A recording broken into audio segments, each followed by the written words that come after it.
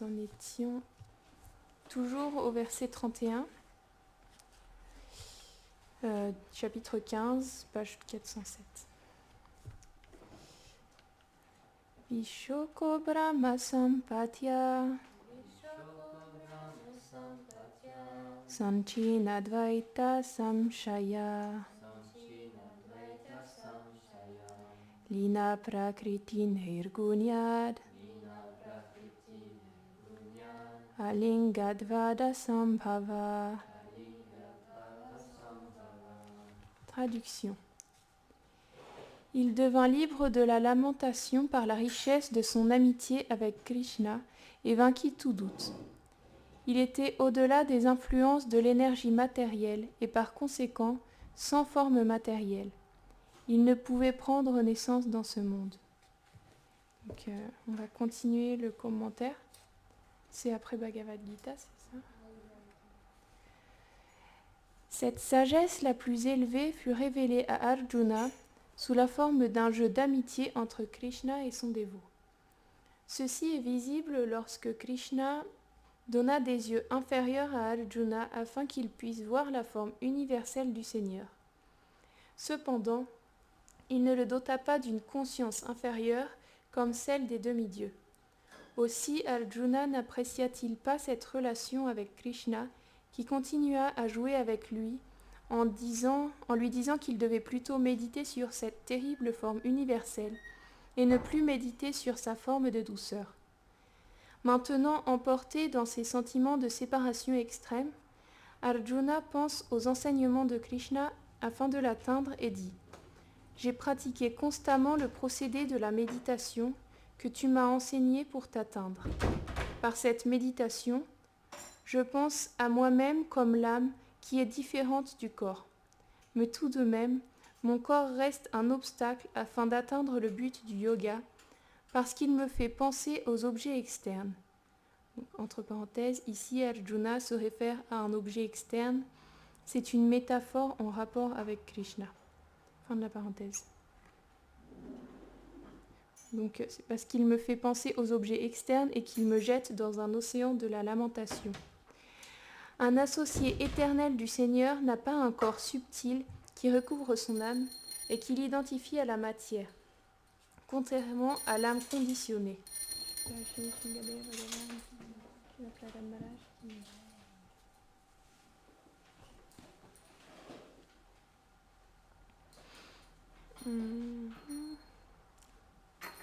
Donc, un associé éternel du Seigneur n'a pas un corps subtil qui recouvre son âme et qui l'identifie à la matière, contrairement à l'âme conditionnée qui est recouverte par l'ignorance.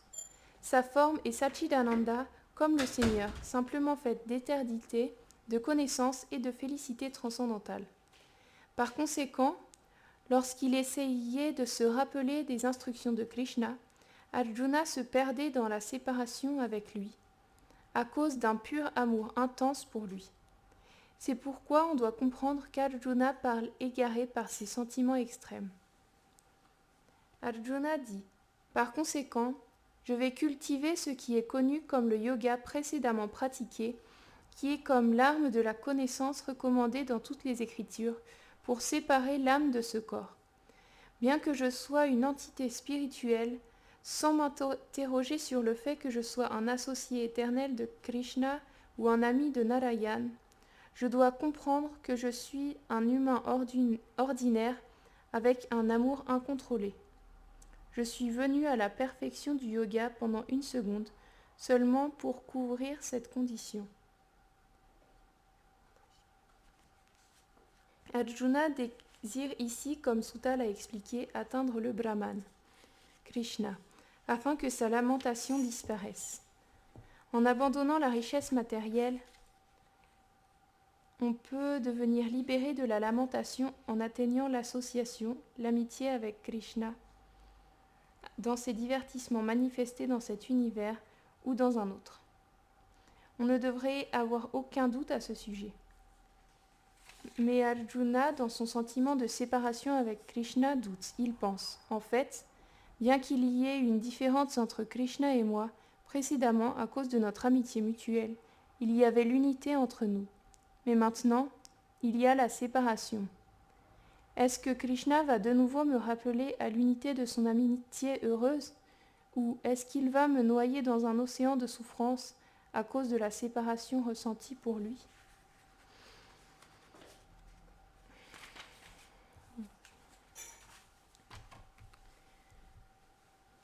Om Gyanatimirandasya Gyananjanam Sharakaya Chakshurun Miritamena Tasmai Shri Gurave Namaha. Namam Vishnu Shri Krishna Chaitanya Prabhu Nityananda Shri Advaita Gadadhara Shri Vasadi Gaura Bhaktavrinda. Hare Krishna Krishna Krishna Hare Hare Hare Rama Rama Rama Hare Hare. Vanchakalpatarubhyascha kripa sindhubhya eva cha patitanam pavanebhyo vaishnavebhyo namo namaha. Namam Vishnu Padaya Krishna Prashtaya Bhutare Shrimate Bhaktivedanta Swaminiti Namine. Namaste Saraswate Deve Gauravani Pracharine Nirvishesha Shunyavadi Paschatya Deshatarine.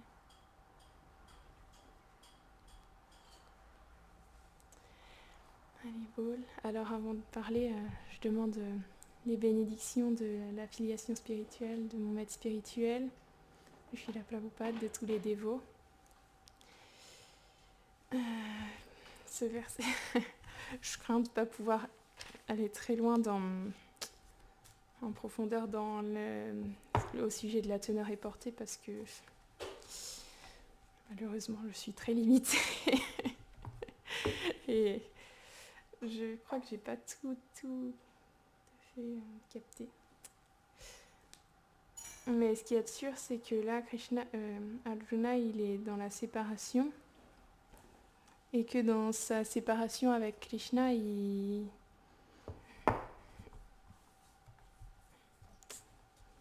se perd dans cette séparation, en fait. Il est perdu dans la lamentation. Et dedans, c'est expliqué que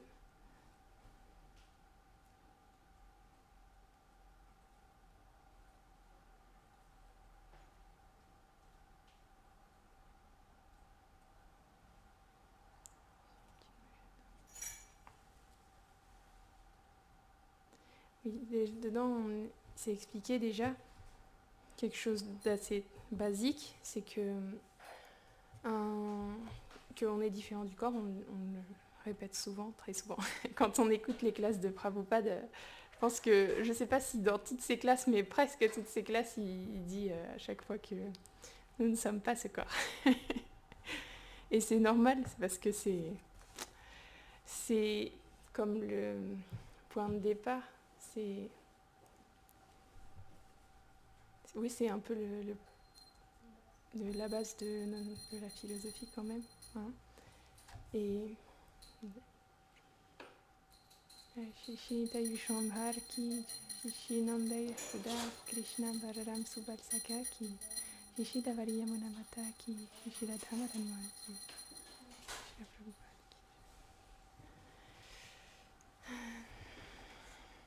Donc, on sait qu'on est différent de ce corps et que l'âme spirituelle, elle est faite d'éternité, de connaissance et de félicité. Satchitananda, donc de la même manière que Krishna, sauf dans une quantité infime. Et là, mais lorsqu'elle vient, elle est dans ce monde, lorsqu'elle désire prendre plaisir pour elle-même, elle vient dans ce monde et elle se fait recouvrir par un corps subtil et un corps grossier qui lui permettent d'oublier sa nature éternelle et de prendre plaisir dans ce monde. Et donc, dans la teneur et portée, c'est expliqué que l'âme conditionnée, elle est comme ça, mais les dévots, les serviteurs éternels de Krishna, comme Arjuna, ils ne sont pas sujets à ça. Ils sont simplement mis dans des conditions par la Yoga Maya du Seigneur, c'est ça. Et donc, ils sont mis dans des conditions particulières où ils oublient où ils oublient par exemple que Krishna est Dieu pour simplement s'absorber dans les sentiments d'amitié, de parentalité, de parents, d'amants, etc. avec Krishna. Et parfois, Krishna, il s'amuse un peu avec ça, c'est expliqué un peu dans la Tonnerre et Portée, parce que par exemple, lorsque Krishna, il montre la forme universelle à Arjuna lorsqu'ils sont sur le champ de bataille de Kurukshetra, Arjuna, il a gardé sa conscience d'ami de Krishna, d'être intime avec lui, et quand il voit cette forme universelle, il ne peut pas comprendre parce qu'elle est tellement effrayante. Il a les yeux pour la voir, mais il n'a pas. Krishna, il lui a donné des yeux inférieurs pour la voir, mais il lui a laissé son sentiment, son état d'esprit, et du coup, il ne peut pas la comprendre, et il prie simplement pour revoir la forme de Krishna à deux bras. Et parce que c'est une forme qui a beaucoup plus de douceur dans la forme universelle. J'avais lu je crois que c'est dans le Srimad Bhagavatam, qui a marqué que la forme universelle, c'est un peu comme la forme, de la même manière que nous, on a un corps subtil, c'est comme la forme subtile de Krishna. C'est ça, hein? Vous avez... Non? C'est... You didn't remember. Je crois que c'est dans le Srimad Bhagavatam que j'ai lu ça. Et donc c'est pas avec la forme avec laquelle les dévots les associés éternels de Krishna ont l'habitude de relationner. Il y a plein de relations différentes, mais au monde spirituel, il y a soit la relation en premier, il y a la relation de neutralité. Ensuite, il y a la relation de disciple. Après, d'amitié, de parentalité et la relation amoureuse avec Krishna. Et les associés de Krishna, ils sont simplement là pour... ils goûtent simplement à ces relations-là sans forcément... ça dépend, en étant plus ou moins conscient de la grandeur de Krishna. Donc, par exemple, à Vrindavan, on sait que c'est la forme où il y a le plus de douceur. Donc, les gopis ou Mère Yashoda ou les pâtres, ils oublient complètement que Krishna, c'est le Seigneur suprême, et ils sont totalement absorbés dans leur relation d'amitié ou d'être parents, même à tel point que lorsque Mère Yashoda, elle voit tous les univers dans la bouche de Gopal, elle comprend même pas que Krishna c'est la source de tous les univers, elle peut pas comprendre. Et pourtant, il y a tellement de choses on peut se dire quand même, Krishna, lorsqu'il était encore un nourrisson, il a tué Putana, qui était une démone qui faisait des kilomètres et des kilomètres de haut. Et à chaque instant, il y a des choses extraordinaires qui se passent comme ça, mais ils ont tellement un amour intime avec Krishna qu'ils sont incapables de voir autre chose que leur amour, en fait. Et donc... Après, il y a différentes relations par exemple, on sait que lorsque Krishna vient en tant que Ramachandra, il y a plus d'opulence, il y a un peu plus d'opulence parce que à ce moment-là, il prend le rôle un peu du prince parfait. Donc, oui, c'est vraiment Et dans ce rôle de prince, il y a un peu plus de révérence, d'opulence dans la relation, même si c'est vraiment... même si quand même il y a beaucoup de douceur dans le Ramayana, parce qu'on peut voir ça dans sa relation avec toutes ses associés, mais c'est pas la même chose qu'à Vrindavan. Il y a quand même un sentiment de grandeur qui est là. Et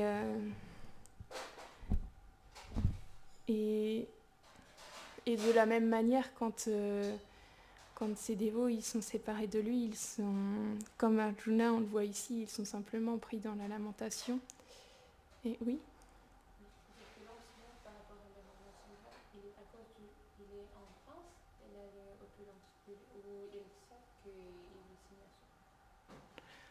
Ben, Rasamani, elle demande si l'opulence qu'ils ont que les habitants ressentent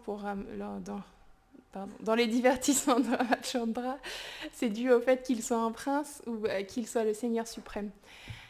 Il y a toujours certains dévots, même dans les divertissements de Krishna, qui sont au courant que c'est le Seigneur suprême. Mais de la même manière, il y en a certains dans les divertissements de Ramachandra qui le savent, mais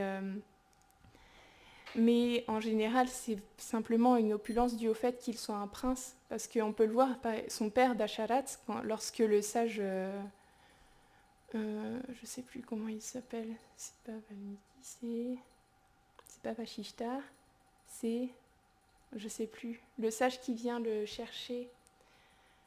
J'ai un truc, mais je sais plus, c'est pas grave. Lorsque le sage vient chercher Ramachandra pour qu'il combatte la démon Tataka dans la forêt, pour qu'il vienne avec lui pour la combattre lorsqu'il est encore adolescent et encore assez jeune. Dasharat, il ne veut pas l'envoyer, déjà parce qu'il ne veut pas se séparer de lui, mais aussi parce qu'il a peur pour lui. Enfin, il s'inquiète pour son fils, il ne voit pas le Seigneur suprême lorsqu'il fait ça.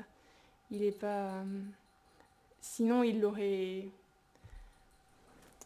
Disons qu'il ne l'aurait pas laissé partir de cette... Enfin, il veut pas le laisser partir parce qu'il est attaché à lui, mais aussi parce qu'il s'inquiète pour lui, parce qu'il ne veut pas qu'il lui arrive quelque chose. S'il avait conscience que c'était le Seigneur suprême, alors il n'aurait pas cette inquiétude-là.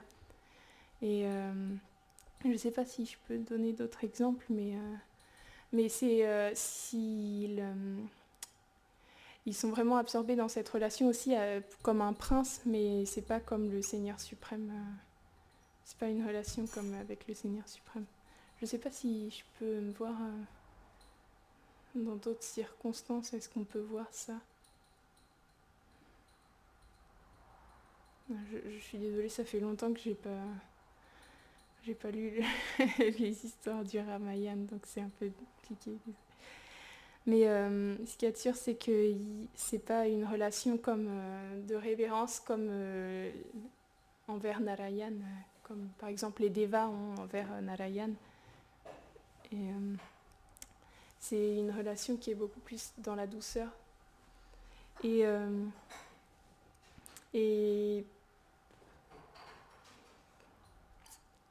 ben...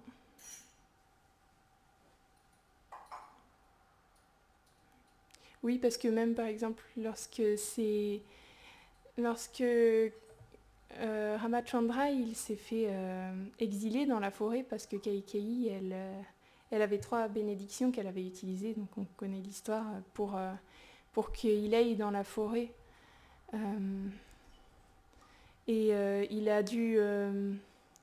déjà, elle a donné elle a voulu qu'il aille dans la forêt et il a dû revêtir des écorces, etc. Et c'est des vêtements qui sont très inconfortables et tous les habitants, et ça leur brisait le cœur de voir Ramachandra et surtout Sita qui devait mettre ces vêtements si inconfortables parce que le Ramachandra c'est juste leur vie et leur âme et ils veulent pas qu'ils soient mal en fait. Et donc ensuite lorsqu'ils sont allés dans la forêt et qu'ils ont combattu lorsqu'ils étaient dans la forêt, ils sont allés dans des ermitages, là où il y avait des sages. Et simplement, là, ils servaient les sages, en fait. Ils étaient comme des serviteurs, là-bas. Ils n'étaient pas adorés comme Lakshmi et Narayan. Ils étaient simplement au service des sages. Donc, et donc, on peut voir que c'est quand même une relation qui a y a beaucoup de douceur et ils sont complètement absorbés dans cette relation. Et et même Ramachandra, il n'est pas dans cet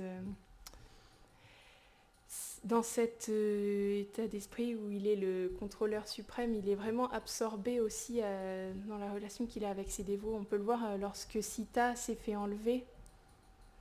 En premier, Ramachandra, ce qu'il a fait lorsqu'il est revenu dans le camp et qu'il n'y avait plus Sita parce qu'elle s'était fait enlever par Ravan, eh bien, qu'est-ce qu'il a fait? Il a commencé à se lamenter.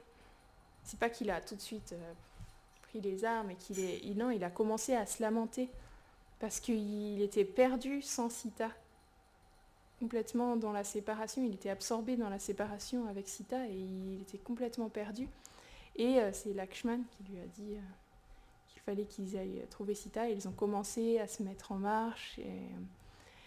Et c'est pareil, lorsqu'ils ont rencontré Jatayu, eh bien, et qu'ils ont vu comme Jatayu s'était sacrifié pour essayer de sauver Sita, Ramachandra, ce qu'il a fait, c'est qu'il a pris la tête de Jatayu. Donc Jatayu, c'était un peu le roi de la forêt de Dandakaranya, là où ils étaient exilés à ce moment-là. Et c'était un ami du père de Ramachandra. Et donc Ramachandra lui avait demandé de protéger Sita s'il lui arrivait quelque chose. Et à ce moment-là, il était assez âgé, donc il n'a pas pu vaincre Ravan. Il y a eu quand même un grand combat, mais Ravan, il lui a coupé les ailes et Jatayu, il s'est effondré au sol. Et lorsque Ramachandra, il a vu comme son dévot s'était sacrifié pour lui, il a simplement pris sa tête sur ses genoux et il a pleuré parce qu'il était totalement dévasté de voir son dévot dans une telle... qui avait fait un tel sacrifice pour lui. Et vraiment là, Jatayu, il était plus cher que la vie même de Ramachandra. Il était complètement emporté par ce sacrifice qu'il avait fait pour lui. Et ils lui ont fait un grand bûcher pour une grande cérémonie. Et donc, après ça, lorsque...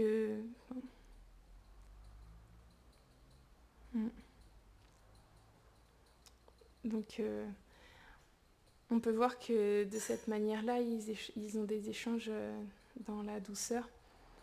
Et même si de temps en temps, c'est comme dans les divertissements de Krishna, en même temps, il y a toujours des démons, etc. Et quand il n'y en a pas, ils sont absorbés dans leur relation avec un peu plus d'opulence, mais pas dans une relation comme avec le Seigneur suprême. Et par exemple, Sita, il y a un chant comme ça qui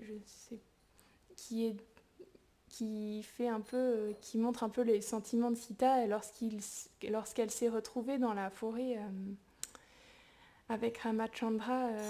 Ils avaient une vie très simple parce qu'ils avaient une vie d'ascète un peu. Ils étaient dans la forêt, ils mangeaient des fruits et des racines. Ils n'avaient pas toutes les opulences qu'ils avaient eues lorsqu'ils étaient dans le palais, mais Sita, elle explique que c'est simplement... que c'est tellement merveilleux parce qu'elle peut être constamment avec Ramachandra et que voilà, ils sont complètement dans cette... elle peut être... parce qu'en tant que prince, on peut dire qu'il y a beaucoup de devoirs, alors que là, il n'est pas tout le temps... Il ne peut pas passer tant de temps que ça avec elle, mais le fait d'être exilé dans la forêt, même de cette manière austère, c'est comme tellement merveilleux parce que grâce à ça, elle peut passer du temps avec Ramachandra. Et donc, voilà. Parce que pourtant, lorsque Ramachandra il a été exilé, c'est pas qu'elle voulait... il ne voulait pas qu'elle vienne parce qu'il ne voulait pas qu'elle subisse tout ça, elle qui avait toujours vécu d'une manière opulente. Il ne voulait pas qu'elle soit dans la forêt, simplement à manger des fruits et des racines, à ne plus avoir toutes ces couches pour dormir, ses vêtements, les bijoux, enfin, tout le confort qu'ils avaient dans le palais. Ramachandra, il ne voulait pas qu'elle vive comme ça. Mais Sita, simplement, elle lui a dit que de toute façon, elle ne pouvait pas être sans lui. Le devoir d'une épouse, c'était de toujours servir son mari. Donc il fallait qu'elle le suive. Elle ne pouvait... Et que sinon, ça faisait comme si elle manquait à la... Enfin, étant donné que le père de Sita, il avait dit que Sita, elle servirait toujours Ramachandra en toutes circonstances, et ben c'est comme si il ne lui permettait pas de remplir cette promesse. Et donc c'est comme ça que elle est allée dans la forêt avec lui. Mais on peut voir que même lorsqu'ils sont revenus après avoir vaincu tous les Rakshasas, etc., et qu'ils ont été intronisés, donc Ramachandra c'était devenu le roi et Sita la reine. Même là, on peut se rendre compte que les habitants, ils n'avaient pas forcément la conscience que Ramachandra c'était le seigneur suprême, parce que Ramachandra, il s'était déguisé, de temps en temps il faisait ça pour savoir un peu ce que les sujets pensaient de lui, et il a entendu des critiques. Il n'aurait pas entendu ça si c'était une relation de pure opulence. Mais il a entendu des critiques parce que certains disaient qu'étant donné que Sita, elle avait été enlevée par Ravan, et elle n'aurait pas dû... Ramachandra, il n'aurait pas dû la réaccepter comme épouse parce qu'elle était en quelque sorte impure, parce qu'elle avait été au contact d'un autre homme, même si finalement Sita... Elle n'a pas été touchée par ça, parce que lorsque... C'est comme une deuxième Sita qu'il a enlevée, Ravan. Lorsqu'il est venu, c'était plus vraiment la même Sita originelle qu'il a enlevée, parce qu'il ne peut pas la toucher, tout simplement parce que elle ne peut pas être touchée par les personnes comme Ravan. Mais tout le monde n'était pas au courant de ça, et même s'il y avait eu plusieurs challenges un peu pour prouver à quel point Sita était pure, il y a certains sceptiques qui persistaient et qui critiquaient Ram parce qu'il avait réaccepté Sita, et à cause de ça, il se permettait de pas forcément avoir des bons comportements eux-mêmes. Alors Ramachandra, étant donné qu'il devait montrer l'exemple, parce qu'il était là pour incarner le prince parfait, mais dans la droiture, vraiment, il a demandé à Lakshman d'emmener Sita dans la forêt, dans l'ashram de Valmiki. Et il s'est séparé de Sita de cette manière parce que c'était son devoir en tant que roi d'Ayodhya de montrer l'exemple parfait. Le Ramayana, c'est vraiment une histoire... tout le long, c'est dans la séparation. C'est vraiment... il y a beaucoup de larmes. Oui, un jour, j'avais entendu... je crois que c'était dans une classe... Radhanath Swami qui disait que... le Ramachandra, il était aussi venu pour ça. Mais Gurudev, il l'a dit aussi. Pour montrer à quel point la vie de couple... c'était beaucoup de larmes. C'était beaucoup de larmes. Donc, c'était pas facile, quoi. Donc, on peut voir dans le Ramayana, c'est vraiment très... rempli. Il fait que de... il n'y a que de la séparation tout le long. C'est vrai. Hein. Mais on dit souvent que dans la séparation, il y a l'union. Donc, après, moi, je ne suis pas qualifiée pour parler de ça, mais on sait que les grands dévots, ils ont pas... c'est pas la souffrance qu'on ressent dans ce monde-là. On ne peut pas comparer avec nos sentiments de ce monde quand on souffre dans ce monde. On dit souvent on souffre simplement parce qu'on a oublié Krishna, en fait. Mais on essaye de prendre plaisir à droite à gauche pour essayer de combler ce vide. Mais la souffrance... que ressentent les dévots lorsqu'ils sont séparés de Krishna, c'est aussi une sorte d'extase, en fait, je ne sais pas si on peut dire félicité, mais d'extase aussi, et ils sont toujours avec Krishna, en fait. Même que parfois c'est manifesté et parfois c'est non manifesté, mais ils sont toujours dans la compagnie de Krishna. Et ils se demandent bien comment on peut faire dans ce monde pour oublier, pour oublier Krishna. C'est fou parce que, comme il le disait Yashoda Dulal hier, il n'y a pas un brin d'herbe ne bouge sans sa juridiction. Il est celui de qui tout émane, il est présent à chaque instant,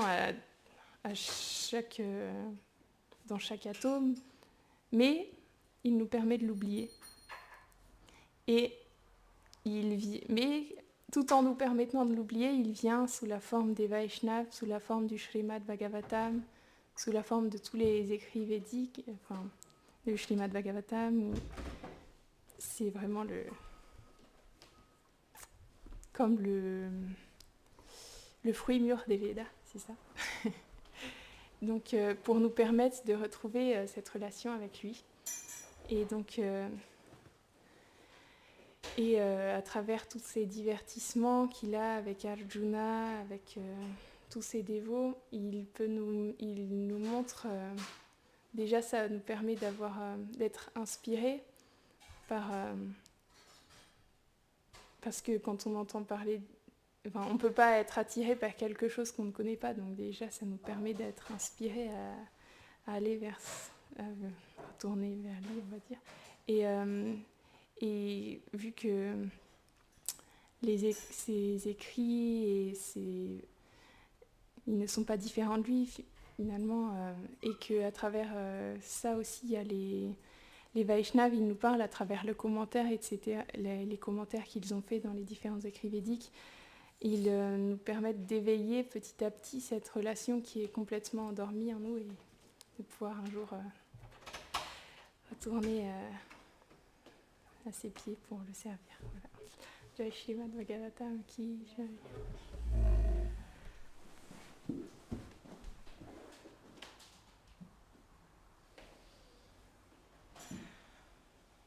Okay.